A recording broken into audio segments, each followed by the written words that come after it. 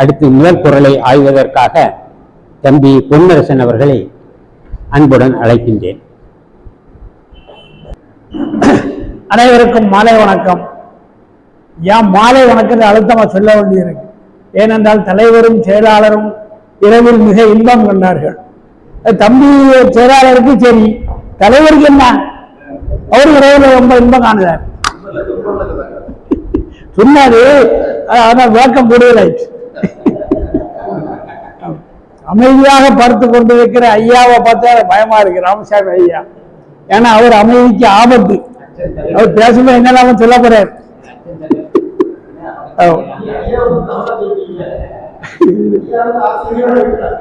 அடுத்து இருக்கு, அவர் பேசும்போது இருக்கு உங்களுக்கு. அடுத்தது இரண்டு புதுமுகங்களை நாம் அதில் அறிமுகப்படுத்தணும். நான் தலைவர் அறிமுகப்படுத்துவார்னு நினைச்சேன். இரண்டு புதுமுகங்கள். புதுமுகங்கள் எனக்கு நாள் பண்ண பார்க்க அண்ணன் பழைய ஆளுன்னு கேள்விப்பட்டேன். ஆனா அண்ணன் குரல்மணி குடும்பத்துல இருந்து வந்தவர், தெரிஞ்சிருக்குமே உங்களுக்கு. ஆமா, அண்ணன் பேரு அவங்க ஒருவர் எனக்கு அண்ணன், ஒருவர் தம்பி ஜீவானந்தம். அவர் குரல்மணி குடும்பம். இவங்க குரல் ஈடுபாடு உள்ள குடும்பத்தை சேர்ந்தவர் தான்.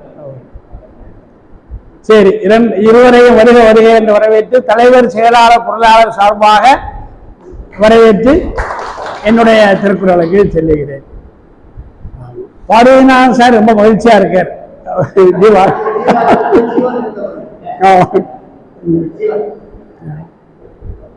சரி, இறக்க முதல்ல ஆணையிட்டார் வள்ளுவர். ஆமா, இறத்தக்கார் காணி இறக்கம் செய்து அடுத்து இது பிச்சருக்கு சொல்லுவாரு நினைச்சிடக்கூடாதுல. இறத்தக்கார் காணின் கரப்பில் அவர் பலி தம்பளி அன்பு சொல்லுவாரு. நல்ல ரொம்ப சிறப்பா இருந்து. இரண்டாவது படிக்கும் இறக்கம் மட்டும் படிச்சோன்னா நானே பயந்துட்டேன். ஏன்னா இறப்பை இழிவாதான் சொல்லியிருக்காரு ஐயா. சொன்னாரு இழிவா சொல்லியிருக்காரா சிறப்பா சொல்லியிருக்காரு தலைவர் சொன்னாரு. இழிவா சொல்லியிருக்காரு. இறந்தும் உயிர்வாழ்தல் வேண்டின் அந்த முன்வந்து இழிவு சிறப்புமை தான். அது உயர்வு சிறப்புமை இல்லை, இழிவு சிறப்புமையா சொன்னவர் தான். இன்னொரு இடத்துல இரண்டுகோள் தக்கது உடைத்து பல இர சொல்லியிருக்காரு. இர என்ன இரண்டெழுத்தை பகுதியாக கொண்டு திருக்குறள்ல பல இடங்கள்ல வந்திருக்கு. சரி, இந்த இரத்தலுக்கு முதல் இலக்கணம் இரவுக்கு பார்த்துக்கிட்டு அடுத்து உள்ள குறளுக்குள்ள போவோம்.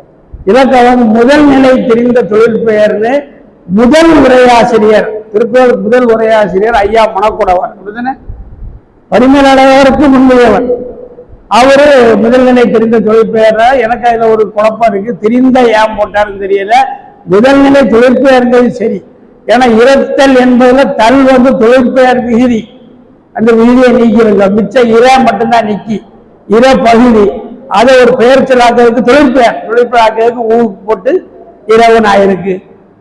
அது ஆனா முதல்நிலை தெரிந்தான்னு சொல்லியிருக்காரு. நான் முதல்நிலை தெரிந்தான்னு படிச்சது எங்கன்னா கெடுதல் கேடு ஆனதும் படுதல் பாடு ஆனதும் முதல்நிலை தெரிந்த தொழிற்பெயர்னு சொல்லுவாங்க. மூணு சொல்ல அதிகம் சொல்லுவாங்க. கேடு பாடு இன்னொன்று உண்டு. அப்படி பேரு பெருதன பேரு என்று சொல்லு. ஆமா, அப்படி தெரிந்த தொழிற்பெயர்.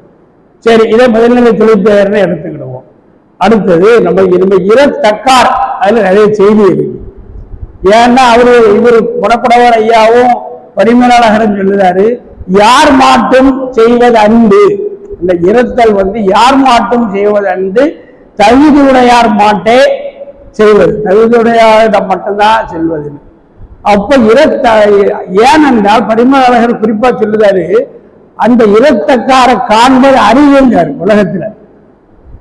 அவர் அறியராகலின், அப்படிப்பட்ட இரத்தக்காரை தகுதியுடையாரை காண்பது அறியதாகலின் காணின் ஒரு இக்கண்ணா வைத்தாரு. அப்படி நீ கண்டுட்டானா பார்த்துட்டானா அதுக்கும் புறவும் சிக்கல் இருக்கு. கரப்பின், அந்த கரப்பினுக்கு எல்லா உரையாசிரியர்களும் முதல் உரையாசிரியர் முனக்குடவர் முதல் நம்மோடு வாழ்ந்து கொண்டிருக்கிற உரையாசிரியர்கள் கலைஞர் சோழமன் பாப்பையா எல்லாத்தையும் பார்த்து எல்லாருமே மறை பணத்தை வைத்துக் கொண்டு மறைப்பவர்கள் பொருளை தான் பேசுறாங்க.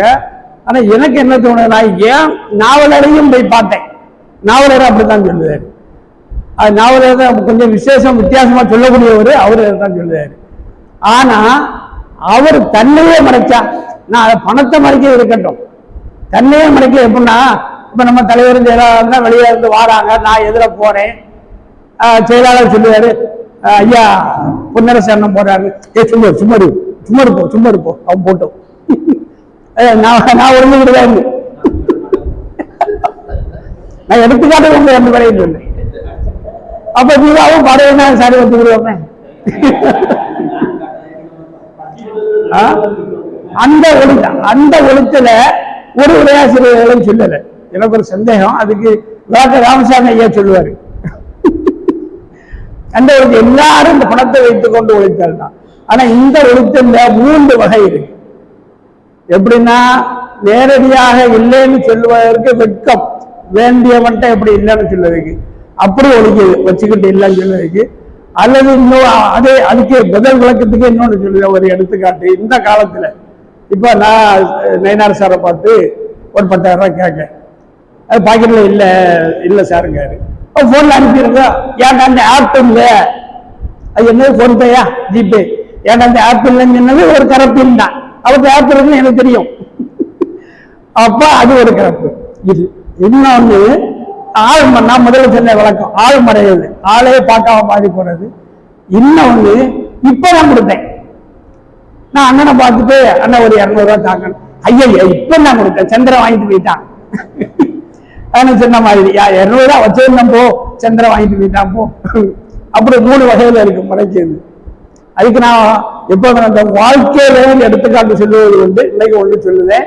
ஆனா உண்மை நிகழ்ச்சி, என்னுடைய 2 நண்பர்கள், உங்களுக்கு கூட தெரிஞ்சிருக்கும், ஒருவரை கண்டிப்பா தெரியாது, ஒருவர் தெரிஞ்சிருக்கும். அவரு கொஞ்சம் வறுமையில, அவரு வறுமை வாய்ப்பட்டவர் இல்லை, ஆனா பெரிய செழிப்பானவர் இல்லை. இன்னொருவர் மிகப்பெரிய பணக்காரர், 50 லட்சம் அவருக்கு வேணுங்கன்னா நாளைக்கு தந்துருவார், தர முடியும், எனக்கு தெரியும், அது தரமாட்டாரு, தர முடியும். அப்படிப்பட்டவர்கிட்ட இவரு போய் கேட்காரு. இவர் மிகப்பெரிய ஒரு நெருக்கடியில வட்டிலாம் கொடுத்துக்கிட்டு நெருக்கடியில் இருந்த நேரத்துல அந்த நண்பர்கிட்ட இவரு ரொம்ப நெருங்கிய நண்பர், நானும் இருவருக்கும் நெருங்கிய நண்பர். அப்ப இந்த நண்பர் கேட்காரு, ஐயாவுக்கு தெரிஞ்சவர் தான், பேர் சொல்ல வேண்டாம், 1 லட்சம் கேட்காரு அந்த நண்பர்கிட்ட, இந்த பணக்காரர்கிட்ட. இவர் இந்த ரகம் 3வது வகை எப்படி சொன்னாருன்னா, நேற்று ஒருவருக்கு 32 லட்சம் கொடுத்தேன், நீ நேற்று கேட்டிருந்தனா அவருக்கு 31 கொடுத்துக்கிட்டு 1 லட்சத்தை உடனே தந்துருவேன், வேற வழியே இல்லை. இது இந்த கரப்பில் எப்படி இருக்குன்னா, அவர் தம்பளி நம்ம சொல்லுது, அவர் பழி அன்று சொல்லு, தம்பளினா தம்பளி அன்று அவர் பழியோடு, ஆனா அவர் பழிதான். இந்த மறைப்பு அவர் பழிதான். நமக்கு நல்லா தெரியும், அவரு இன்னொரு நண்பருக்கு 32 கொடுத்தாலும் 33 அவருக்கு எடிதான். 10 லட்சம் கட்டா அவர் கொடுக்கக்கூடிய இறத்தக்காரர் அவரு, எனக்கு தெரியும். ஆனா இது இந்த 3வது வகையில வருது. அந்த இறத்தக்கார்த்த கரப்பின்னு வள்ளுவர் சொன்ன நோக்காதான். வள்ளுவருக்கு தெரிஞ்சிருக்கு, மறைப்பானுவோ எல்லாரும் டக்குன்னு எடுத்து கொடுத்துட மாட்டான், தெரிஞ்சிருக்கிறதுனால சொல்லியிருக்காரு. அவர் பழி தம்பளி அண்ணா. அப்ப கேட்டவருடைய பழி இல்லை, குத்தம் அல்ல, கொடுக்கத்தக்கவருடைய குத்தம் தான். அடுத்தது இறத்தல இழிவாகவே எல்லா குறைகளும் சொல்லி வந்த மாதிரி எனக்கு தெரியல. ஆனா இந்த அதிகாரத்துல பேராசிரியர்களை வருத்தப்பட்டாங்க. 2வது குறள்ல அந்த ஒரு வார்த்தை மட்டும்தான் சொல்ல மாட்டேன், இன்பமும் சொல்லுது. அது எனக்கு கூட சுவையா இல்லை. இன்பம் ஒருவருக்கு இறத்தல் அப்படிதானே, இன்பம்னு சொல்லுவாரு. அது 2வது வரையில பொருள் இருக்கு, ஐயா விளக்குவாரு. அந்த இறத்தலையே இன்பம்னு சொன்னது உலகத்துல நம்ம ஐயன் வள்ளுவர் தான் நினைக்கணும். இறத்தலை யாருமே இன்பம் சொல்ல மாட்டான். இறக்கம் தான் பண்ணுவான் அந்த ஆள் மேல. அதான் நம்ம பேச வேண்டாம், அது பேராசிரியர் தலைப்பு.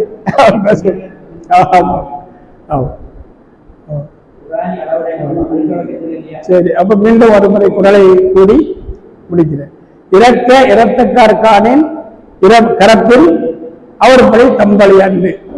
இத்தகைய குறளுக்கு எனக்கு அறிவித்து வெட்டியவரை இந்த விளக்கம் போதும் என்று நினைக்கிறேன். அனைவருக்கும் வணக்கம்.